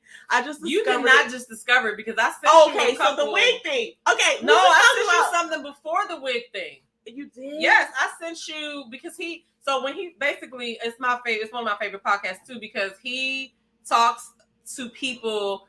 I don't know. He's a great interviewer. They have some great topics. He's so good, man. And this is basically, he started it as like a commitment to himself. But I sent you two people. This was a while ago though. Okay. When he first started it, he was doing. No, jog my memory because maybe I remember the people. I'm gonna have to go back and look and see who the people were, but they were. Every episode that I watch has gems, good conversation. Yeah, he's good. What's the dude's name? He looks like Earl Sr., but he's a comedian. He was just on there today. His name is golly. Why? Let me see. But I'm gonna watch that. Huh? Nah. What did he play in? He was in. He's a comedian. He was doing the parodies. I'm gonna go to this. I'm gonna go look. We're gonna ready to see right now because it's right when here. When you say his name, I'm gonna be like, oh. That was it. isn't He it. was doing parodies of Kevin Samuels. Afion Crockett. Afion. He was on there, but so the show has really progressed, right? Okay. But he was interviewing people about love at first, and like men, and he was talking to them about, the conversations were just so good. I wasn't even following. But I know I've sent you something, and I'm gonna find the ones that I sent you from the beginning. But he interviewed Derek Jackson's ex. I don't know if they're divorced or whatever, but if you're not familiar with Derek Jackson is like a social media influencer. He gives advice to women on what to look for in men, what not to accept, and what you should do for this and that. And a lot of people thought that he was on some bullshit. But let me bring up Derek real quick while you're talking.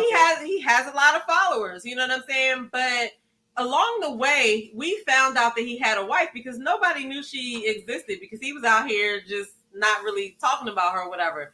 We found out about her when that's Derek Jackson. Yeah, that's Derek Jackson, guys.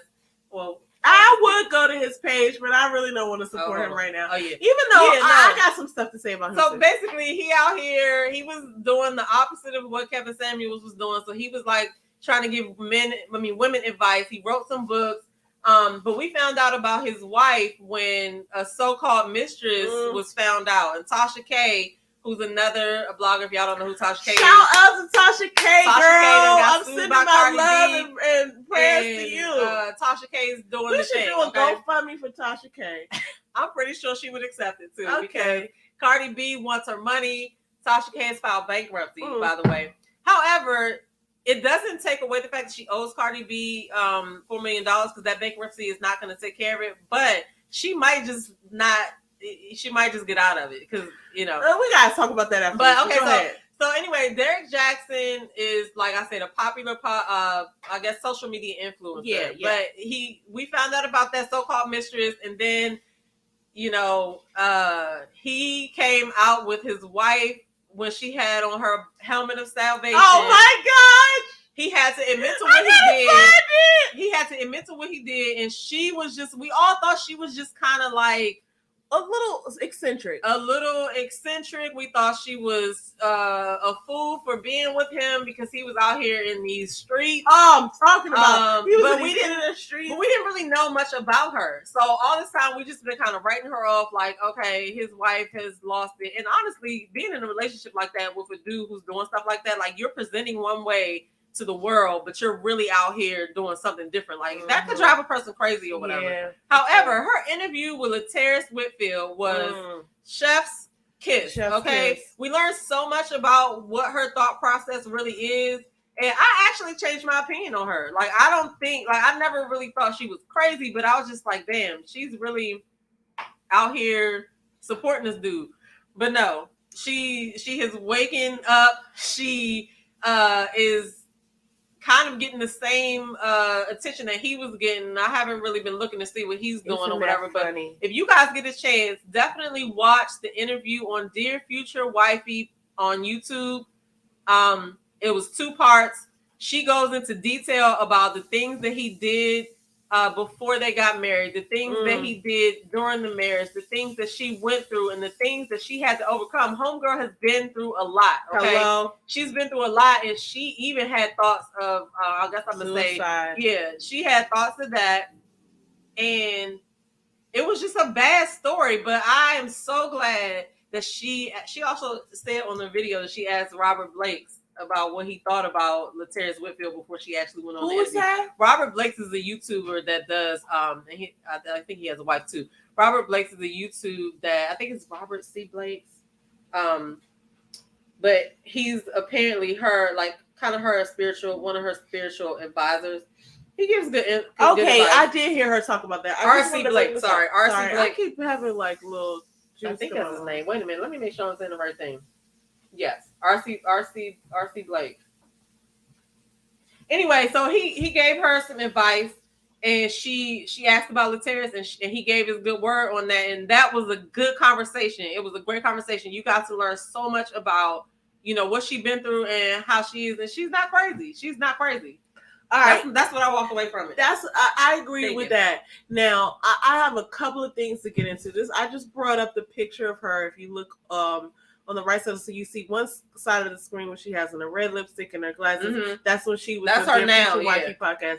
And then you see the other side where she's with her. I don't know if it's former husband. I don't know if they've actually. She's calling him her ex. Divorce. Now, this is where she did the whole helmet of salvation sort of deal. Now, okay, I'm not gonna lie. When this came out in 2021, I feel like it was 21. I looked at her crazy. She looked crazy to me. As a Christian woman, I'm not ashamed, but I'm just gonna say that I made the wrong decision thinking that she was crazy. But like, it looked like she had on a bonnet. She clarified it was actually a beret. She also clarified in this podcast interview that they had just bomb over there. Sorry, go ahead. Production is cooking it up, guys.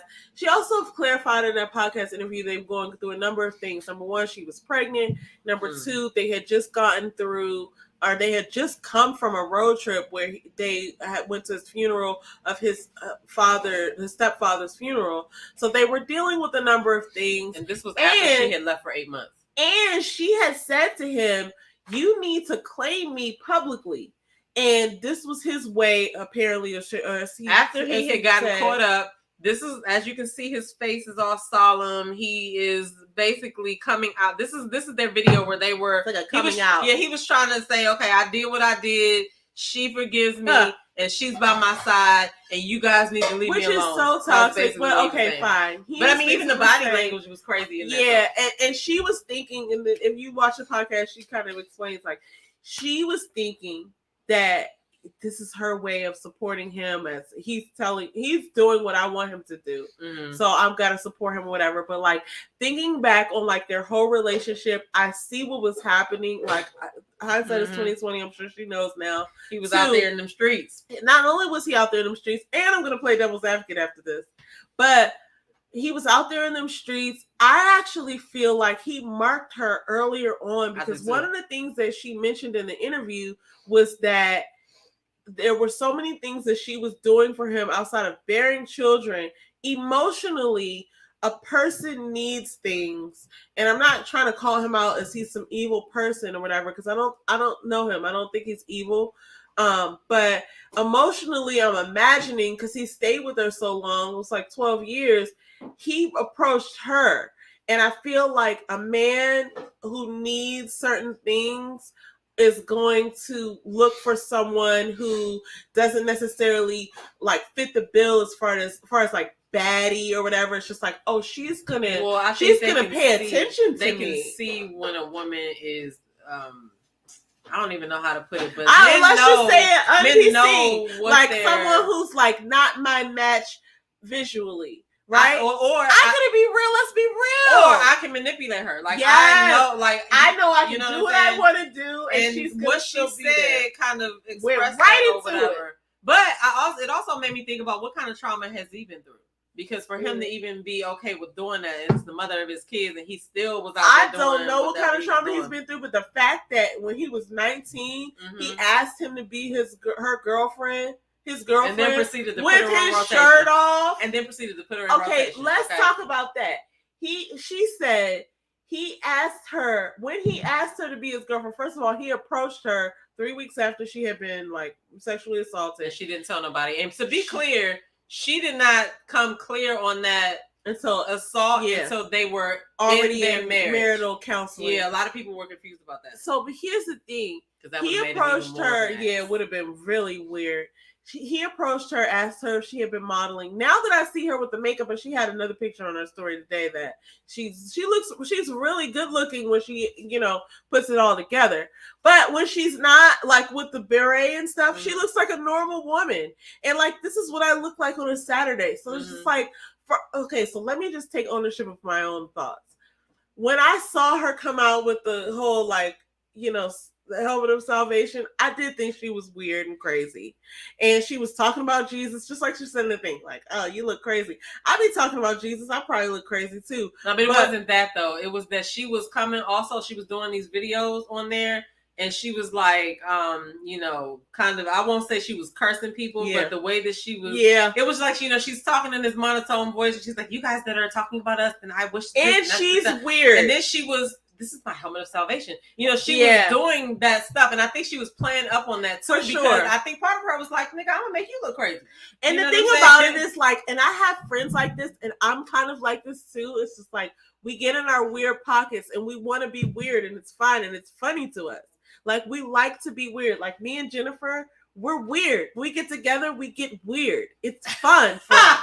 Like, I'm just gonna be real. Like, we used to do stupid shit. Like, we would go in public, like at the movie theater or like at a basketball game on campus, and we would be like, we should just go fall in front of everybody. Like, you go and fall, and then I'll trip over you, and then everyone will look at us and laugh at us, and we'll be laughing. And then we would do it. And then it would be like, everyone's laughing, and we would get up and be like, you know what I mean? Like, it was just odd. Okay.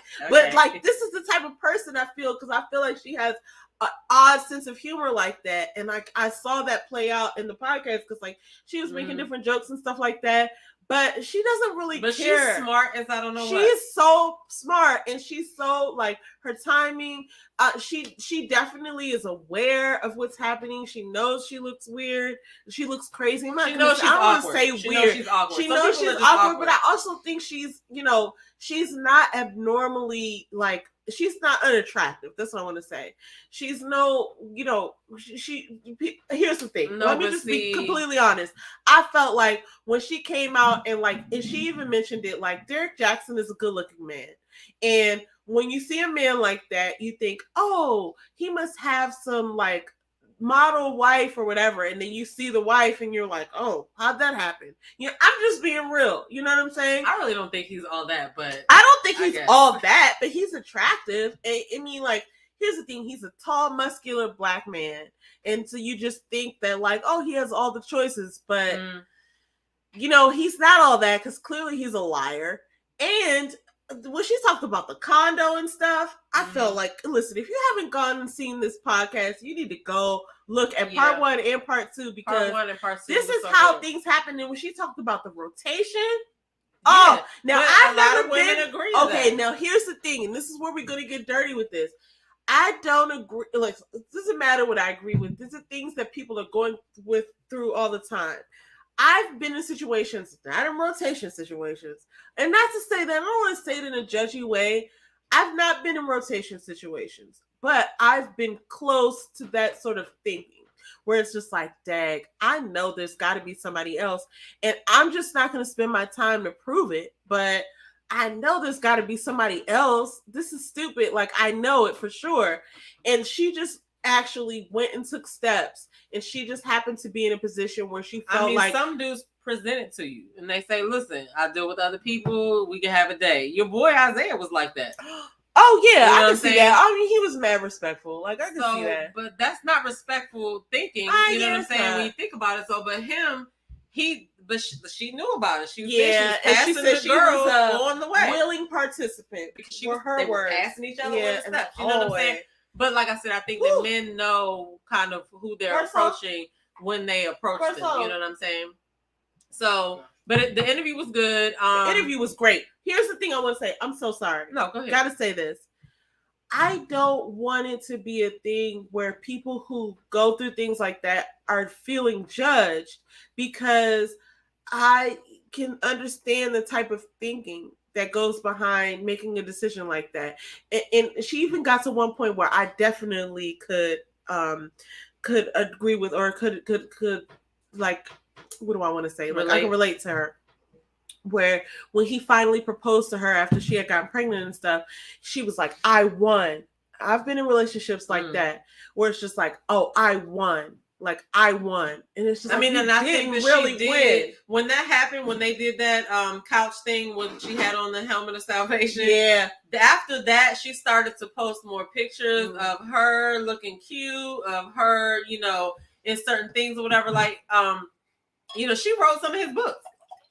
Oh, he didn't write them books about his damn self. What's funny? Well, now that I'm seeing the posters she's putting up and the way she talked about how she was kind of basically running his business, It's just like, of course she could do this. Mm-hmm. And the thing is, they got in an argument. I don't want to give the whole interview away, but they got in an argument because she asked him one time, or maybe more than that, like, do you believe what you're saying? Because she knew that he wasn't on shit. This, like, her intuition was telling her, and she obviously was asking him that because she's like, you know damn well that's not what you do. That's not what you do at all. And are you okay with cruelty? He even said a lot of stuff that he, anyway, he sends like some subliminal messages or whatever. Yeah. So I really wanted Tasha K to interview him, but he's never going to go on Tasha K because she embarrassed him so much. What happened? Because she told about his little mistress and she exposed it or whatever. And so he would never go in there and interview. But she said she don't think he's going to interview at all. So, he'll interview. Here's the thing. And now this is where I'm going to play the other side, and then I'm going to come back to reality. Let me play the other side, everybody. Okay, listen. Take these off. She's serious, guys. But I can't see words, but I can see the look. Okay, I'm going to play the other side of Derek Jackson. Now, here's the thing. He's a wounded boy. Don't know him, never met him, but that's my assessment of him.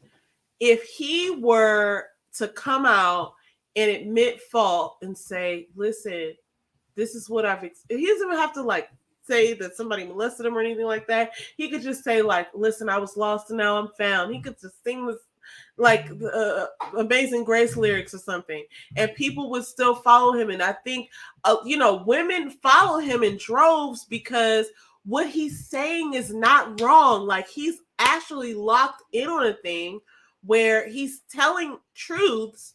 It's just not his truth. So he could easily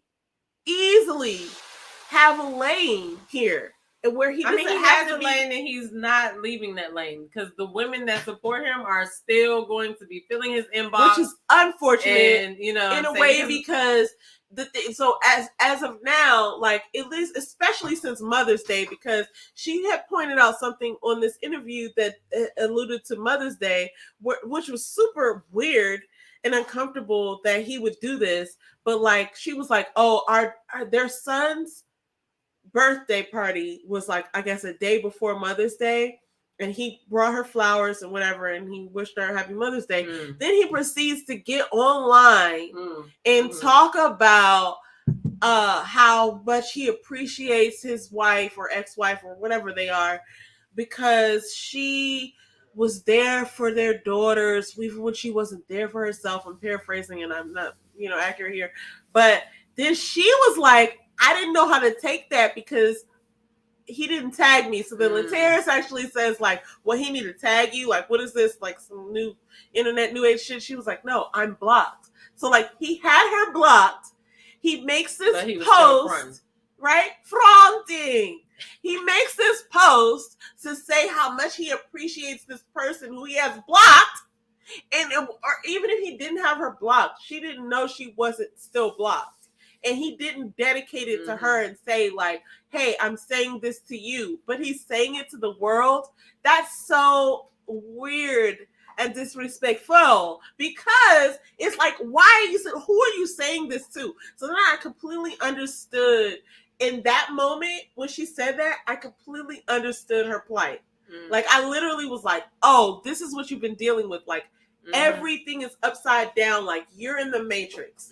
And so if you would imagine yourself in the Matrix, loving on some man who you thought would come around at some point, and you're just fucking feeding his kids and doing the housework and letting him do his thing, this is what you would look like. And so now I'll come back to my original point, which was, we judge a lot on the internet, and I'm number one, like, wrong for this, because when I saw that Helmet of Salvation thing come out, I looked at her and I was like, who is this? Like, she looks crazy. You know what I'm saying? And like, I think as women, if we want to have like power in ourselves and our thinking, then we have to stop judging other women on what they look like and what we perceive them to be based off of looks. And so, because I got to be real honest here, when I first looked at her, I didn't take her seriously, and it was purely based off of him, his actions. It was based off of him, because I honestly don't really know a lot about him to this day, but I knew who he was. But then when I saw her and I saw how she looked, this is being real. I saw how she looked and I was like, what is she doing? Looking like that. Like, I'm just being real. But this is how we think. I'm not trying to put my thoughts on everybody, but like, this is how women think. We look at each other. And we engage based off of like how another woman looks.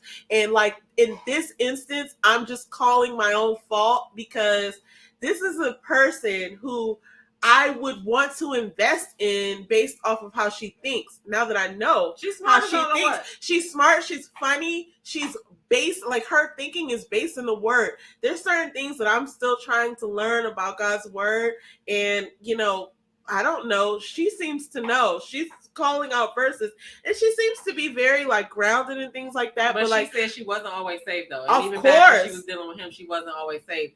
But I think that I didn't look at her as far as like I looked at her and I was like, because I always thought that he was a fuckboy. Yeah. Oh, you did? I did. I used to be like, who is this guy? Who is this? I wonder if he really does this stuff. So when that thing came out about the mistress, and it was like a couple of mistresses, but then it came out that maybe one of them was fake or whatever. It was a question or whatever. I thought that he was a fuckboy. And so when I saw her, I was just like, okay, now she's production going to agrees.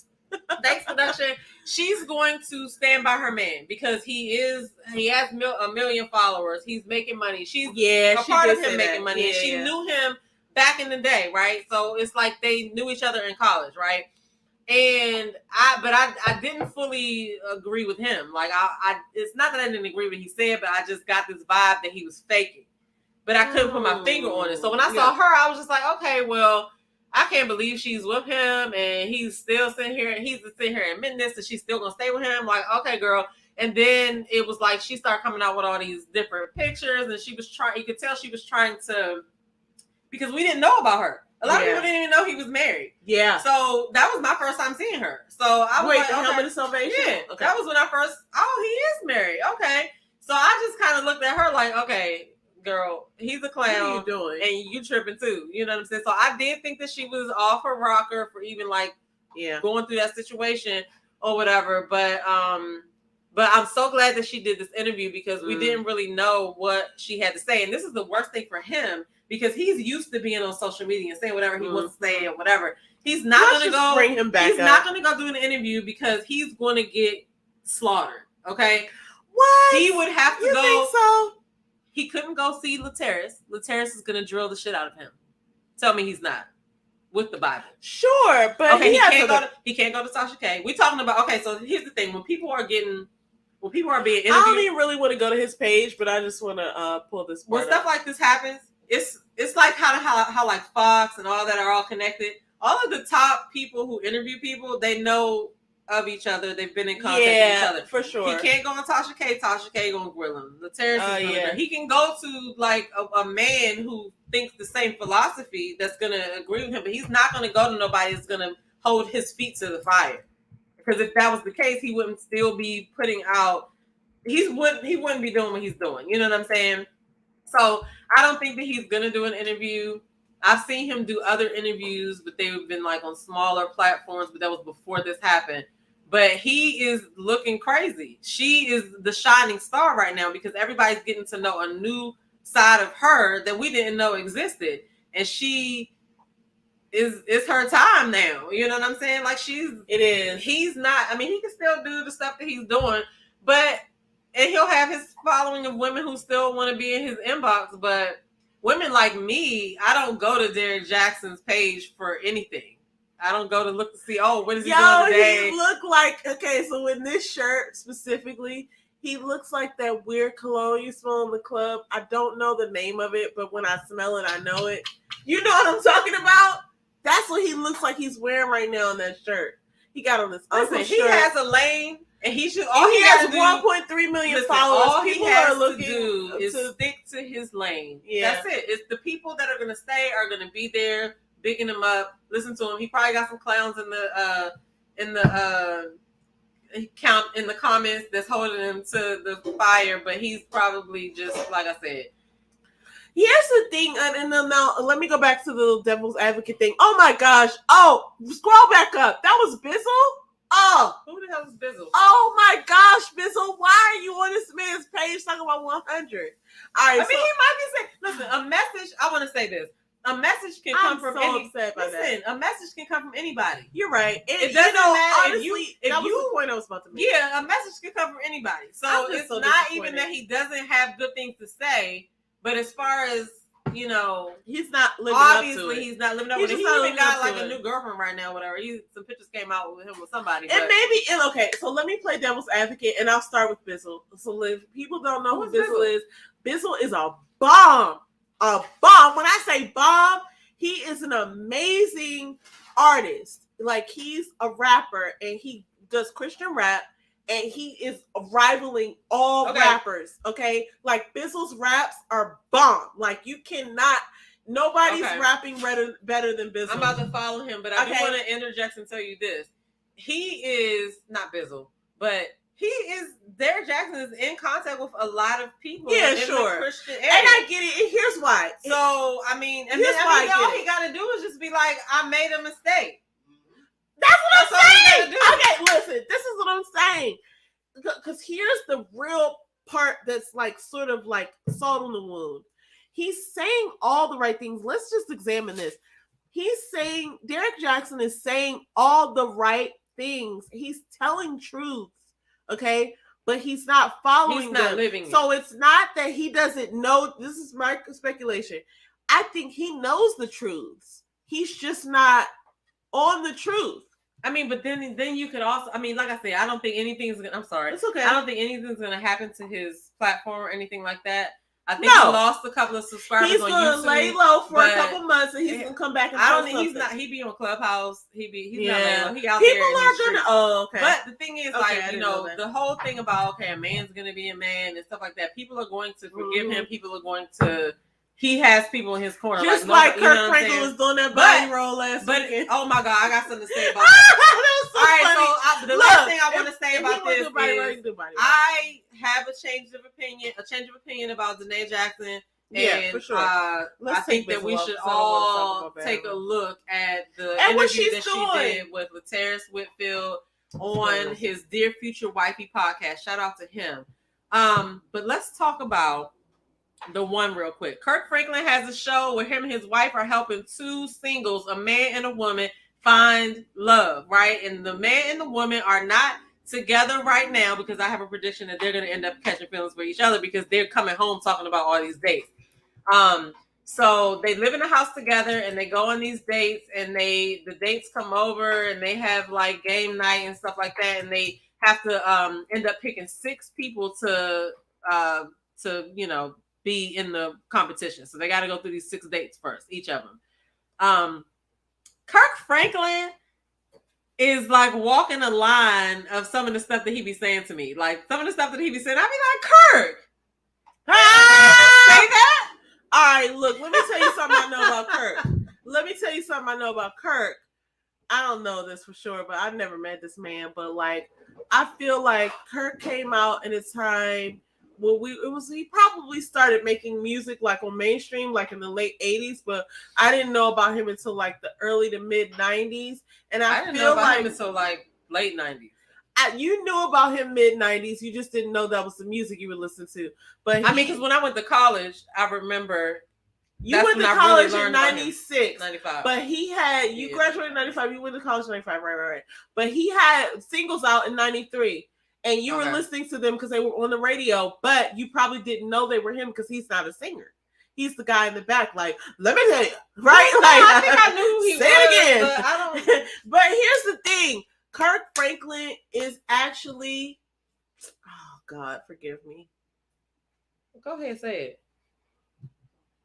I don't want to say that. Kirk Franklin is a regular dude. Like he's I think like, all dudes are regular dudes. He's a regular dude. He's not anybody who's like, sure, people call him a saint and all that, like, one of the saints or whatever. But like, I feel like he's just on some regular dude stuff. Like he's just out here. He probably drank Hennessy. Like, you know what I'm saying? Like, well, I think that not we, but some people think that men of God live a different life. All men are men, and all men have trials and tribulations. So sure, I don't think and I mean all of us, even women, like, because the people that you might think, like, you know, I don't know these people, but I'm just gonna throw it out there, like Kelly Price and like what's her name? There's a lot of gospel singers like Yolanda Adams or whatever. Like, we don't know if they was out there dipping and diving in the clubs and stuff like that. I think we have this false thinking that, like, oh, if you're a gospel singer, if you're in this thing, then you don't do this. Mm-hmm. But they're doing that too. Like, you think Kirk Franklin wasn't in the clubs? If Kirk Franklin came to DC in the 90s, that's how he got the songs and stuff. He made over some songs. Okay, so but no. What I'm talking about is some of the things that he was saying to me was borderline disrespectful to his wife. Sure. I was like, so first of all, he came out with the porn thing on Oprah. So, like, who knows what he was doing behind the scenes? You heard about his son too. His son was on Bad Boys. Did you see that? So, no, I didn't know that, but I know he cussed his son out. And the way he cussed him out, you're a professional cusser outer. Yeah. Like, I don't put anything. He got some issues. It's nothing wrong with that, because this is how we're all out here living in these streets. Mm-hmm. I feel like it's time for us to be like, listen, I cuss, I drink, you just have to be real. I love God too, but I'm gonna take the shot. But I love God. I'm sinning too, because we're all sinning. Like, even what's his name? One of my favorite pastors, Pastor Jamal Bryant. I mean, he's out here clearly sinning. And I love that dude. I love that dude. He has the best sermons. And he says the things like that I said, you can get a message from a lot of people. We need to stop putting people on a pedestal, because if you love God, or if you want to know more about God, or if you love, like, you know what I'm saying, like, you want to do the right thing, that's cool. Like, do what you're doing and then try. I think you messed up. I think you messed up when you try to be perfect. When you try to lie. Because not even just a lie. Well, I guess it is a lie. It's a lie. It's like, just don't even lie. Because just be like, hey, look. Perfect. Because nobody's perfect. Nobody's perfect, and we all make mistakes. But I do think that, especially the culture that we're in now, that people are lifted up to a pedestal. We don't expect them to do certain things. You know what I'm saying? For sure. I mean, we'd be shocked. But the things that he's saying to me on national TV in front of his wife, I feel like you have a chance to correct these things. They're not bad, but they're borderline. Okay. And I'm not just saying that as a woman, as a person of God that he is. I'm just thinking, why would you want to record yourself saying this? Say that. Right. But I left my notes at home, so I can't see exactly what I wrote down. But I wrote down like two things, because I was like, Kurt. But it is a good show, and Brent is the male that's on there. Brent was on Ready to Love on a couple of seasons ago. He didn't find love, but the girl is not. But I predict that they're going to end up falling for each other, at least one of them, because they're coming home. They're living in the same house, and they all going on their different dates. But then, right now the dates are coming to the house, and they have to vet them, right? Okay. So there's one dude came in, and he didn't speak to Brent when he came in there, and Brent was like, "What the hell? What is this?" You know what I'm saying? I need you to watch Summer House. I you know what, I will. So okay. I'm gonna watch this. The thing is, they are spending that intimate time talking about, because you know, if you have a dude that's a friend, you're talking to him unfiltered. Yeah. You know what I'm saying? Sure. Versus a person that you're dating, you might not be as real as you could be with the same sex that's a friend, I guess. Absolutely. You could ask certain questions that you might look crazy. You can just be unfiltered, you're dating. For sure. So I feel like I predict that one of them gonna end up catching feelings, because they're not gonna think that the person is making the right choice. You know what I'm saying? Yeah. And it's just, I don't know. I feel like that's bound to happen. But it's good. It was good. Wait, which channel is it on? I think it comes on either, don't give me the line, WeTV or on one. It's, No, it's the one. Oh, it's on TV One. TV One. Okay, yeah. All right, I gotta look and see what. Yeah, it's pretty good. What provider? I guess it's probably Hulu or something, because we're all streaming now. But anyway, listen. I found it. This was a bomb ass long conversation. Okay. Let me tell you something. I love talking to my sister. Let me take this down so y'all can see our faces. I love talking to my sister. I'm so glad for all of you who are joining us, who will join us after. I hope that thing doesn't get in the camera. There's a gnat over there. Anyway, this is a great conversation. We're gonna have conversation after this. Yes. So we can tell each We're other. We're gonna have an unfiltered chat. We're gonna tell each other where we were wrong. Because was that wrong somewhere? No, I feel like that was directed toward me. But no, anyway, no, we're probably gonna talk a little bit after this. We're so funny. Like we just have the funniest. We have different systems of opinion. None of us are wrong. I love it when we disagree though. It's so I know, fun. I do too. I do because so I like fun. to be able to ask you questions and I like to be able to like explain my point to see if it makes sense or whatever. So it's so healthy, and honestly, that's one of my favorite things about this platform is that we want to show people how to have healthy conflict. Yeah, and you don't always have to. It's like we're not conflict, but it's just like we don't agree. Like, oh, okay, we don't agree on this. Right. So you know what I mean. But I love those conversations because it just gets. Yeah, I really did not expect the Sarah James conversations to go so long, but I was enjoying. Oh, we're gonna talk about that. We're gonna talk about that. Okay, so like I said, do not forget to like and subscribe. Definitely make sure if you have not followed our other channel, DCityLife Sisters, it is in the description below. If you are a person that's into planning things and conjuring pins and colorful tapes and whatever, she has a mini Staples in her house. Okay, so definitely make sure you follow her channel. Yes, I am a unicorn 24/7. It is in the description below. Yes. And finally, last but not least, if you are a woman that is 40 or over, or even if you're under 40, if you've just been thinking about working out and you don't know where to start, or if you're thinking about it and you need that little push of motivation, then I am your girl, Coach DJ. Anyway, that link is in the description below as well. Thank you all for riding with us. Shout out to Tony. Shout out to Ajoba and whoever else was in the clouds that didn't want to come and drop down. That's okay. We will see y'all next week. Make sure that you come back. Yes. Okay. Next week we're really gonna talk about for sure. This Real Housewives of Atlanta. What's gonna happen next week? But we definitely talk about. We're gonna talk about some reality shows. Yes. We're gonna talk about a few things. We're gonna be talking about the one. Yes. Yeah. We're gonna do reality talk next week. We had a bunch of trending topics today, but I think it was a good conversation. It was great. Production in this place is cooking. Oh my gosh! Over there. Amazing, you know what I mean, guys. It's fresh flowers and food everywhere. Like. The place to be. So we're gonna see you guys next Come week. on over to Danae Jackson. Oh my god. Oh god. Yeah, shout out to Danae Jackson. Shout out to Danae Jackson, like shit. I will admit that I misjudged her. You know what I mean? So for sure. I really have a lot of respect for her. And go watch that video on Dear Future Wifey's podcast. If you are into just self-improvement, that is a great podcast to watch. If you want to be in love, or if you have been in love, or if you've been married, if you've been divorced, watch Dear Future Wifey podcast. Absolutely. And then come back here and let me know how it was, because I'm guaranteeing anybody that goes over there and be like, that was some shit, is crazy. Okay? Anyway, shout out to y'all. We'll see you guys next week. Peace. Bye everybody. Peace.